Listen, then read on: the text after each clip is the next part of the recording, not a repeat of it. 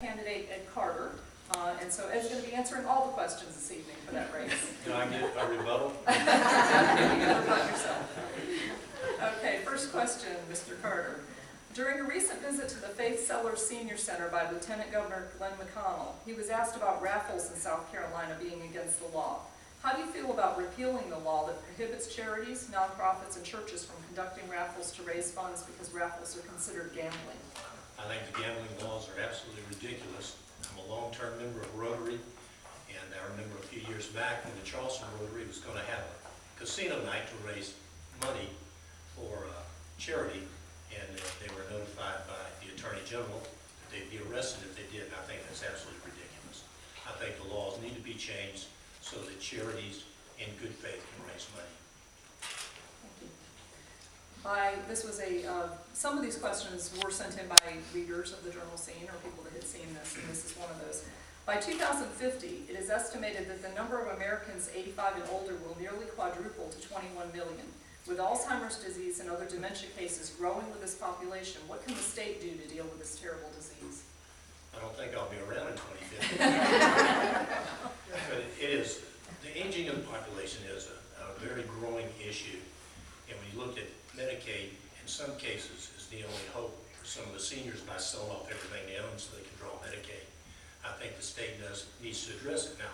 I was at the senior center when Lieutenant Governor McConnell was there, and we addressed the issue, talked with Faith about it, and he's very concerned, and I think he has a program to look across the state and see what we can do in the future to help alleviate that for the seniors.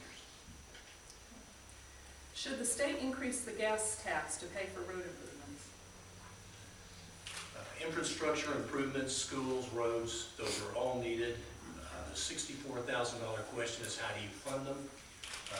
I think we need to reform DOT first and foremost. I do not advocate an increase in the gas tax right now, the economy the way it is. I think we need to look at the state budget and in a lot of cases allocate the money to what the original purpose that those taxes were allocated for back to. And I think we need to simplify our tax structure, be it a flat tax, be it a fair tax, whatever. And we also need to look at how we're going to do the roads. And I think the money's probably there. We just need to reallocate it. Describe one specific concrete accomplishment of yours and explain how that shows you will be effective on behalf of your constituents. Well, I think the thing I'm most proud of recently is bringing Big Red back to the Citadel. We discovered our flag that had been lost to history and found it. It was in the Iowa Museum. It's a long story, but it's a great story about history and about icons. And this flag is probably as important as the Huntley. And I chaired the committee. I was originally the president of the Alumni Association when it was first discovered. Then no good deed goes unpunished, so I got to chair the committee to bring it back. And we did. And it's on display down in the Alumni Center at the Citadel. And I encourage all of you to go look at it, but I'm very proud of that. And in fact, the General Assembly presented me with a resolution because of that. Do you think that Dorchester District 2 and 4 should be consolidated? That's up to the school boards. That's why you elect school boards to do that. That's not a state issue with me. When District 2 chairman of the board, the District 4 chairman of the board, pick up the phone and call me and say, we just unanimously voted to combine the school districts, I'll help them. Until that time, that's a school issue. What can the state do to attract industrial investment? We need to look at our tax structure. We've got the highest manufacturer's tax rate in the nation, not in the South, in the nation. And we need to look at comprehensive tax reform and structure it so that it is business friendly and we can attract manufacturing and industry back to South Carolina. But we've got to have a level playing field to do that with our surrounding states. And right now it is not a level playing field. So we need to address that, need to address shovel-ready sites and industrial parks, because quite honestly, the CRDA and economic development will tell you that if you don't have a shovel-ready site, they won't even come to your state and take a look. You won't even be in consideration. So several things there we need to address. Okay.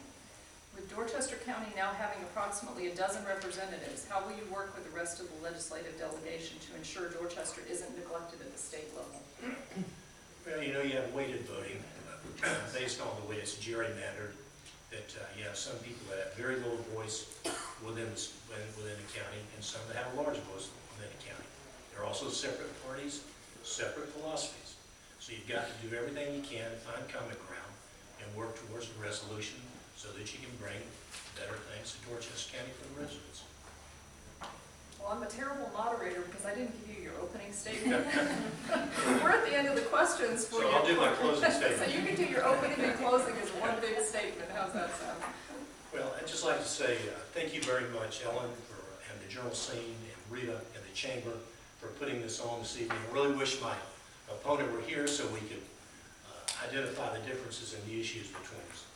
But most importantly, I want to thank you all for coming out tonight because it shows me that you care about who represents you at the county and the state level and the school board, and I think that's important. Too many people don't understand the issues, too many people don't understand the candidates, and they vote blindly, and I think that's not the way that we should be doing things. Now, I will tell you this, I'll make you this promise, if you elect me and send me to Columbia, I promise you that I will represent you in the most professional manner possible. One, if you call me and I don't answer that phone, I will return your call within 1 day. If you email me, I will answer that email within 1 day. And I'll tell you this, you won't have to ask another representative outside the district to write the letter for you to DOT to get a turn lane at Parsons Road and Central Avenue, because I'll write the letter, because I'll be the representative of the district. And you won't have to ask another representative to do that. Thank you very much, and good night. Thank you, Mr. Carter.